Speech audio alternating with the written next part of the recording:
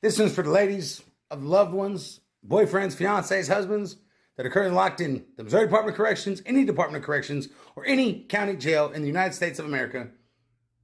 Now, fellas, y'all might be mad at me for this, but look, as I get older in my older years, man, I realize that we need to grow the fuck up and we need to start holding our standards of what we are as men a little higher. Put our morals and our values a little higher. Start teaching the next generation that likes to shoot pew pew and catch hats and charges and sentences a better way of life and a better way to treat women and to get the family back together as a whole. So you can hate me all you want to. You can say anything bad you want to about me. But here's the thing. I don't give a. Here's the thing, ladies. Most guys, when they're locked up, they're going to tell you anything you want to hear. They're going to tell you everything you want to hear. And then when they get out, you're going to hear absolutely nothing from them at all, such as what they were while they were locked up. And I feel bad for a lot of women out there because we've heard a lot of good women. I say we because I once was a part of this little cycle of this shit too.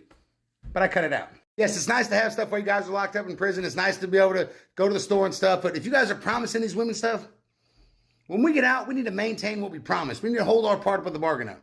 Now, I said this is for the ladies. Ladies, listen to me. If you fall in love with the guy that's incarcerated, it's okay to be in love.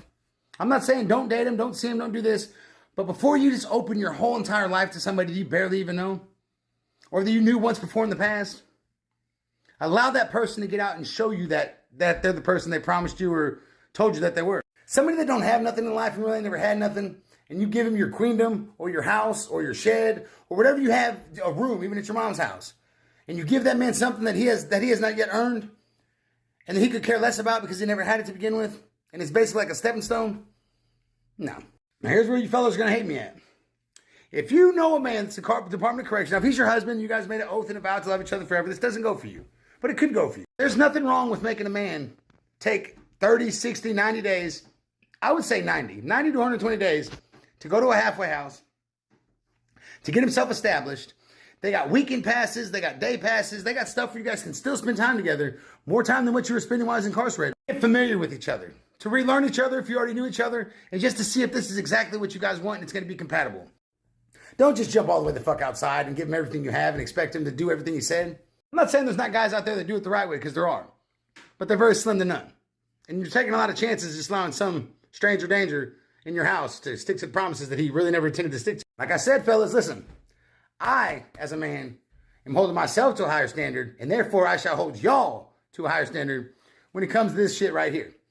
Because there's been kids that have been hurting, there's been families that have been broken, and there's been time wasted on people that didn't have to waste the time because you wanted to play a game. If you want to play a game in prison, play spades. Play hearts. Play Risk. And women, if you want to protect yourselves from any kind of prison natural disasters that are coming out on the streets, and their whole main goal of this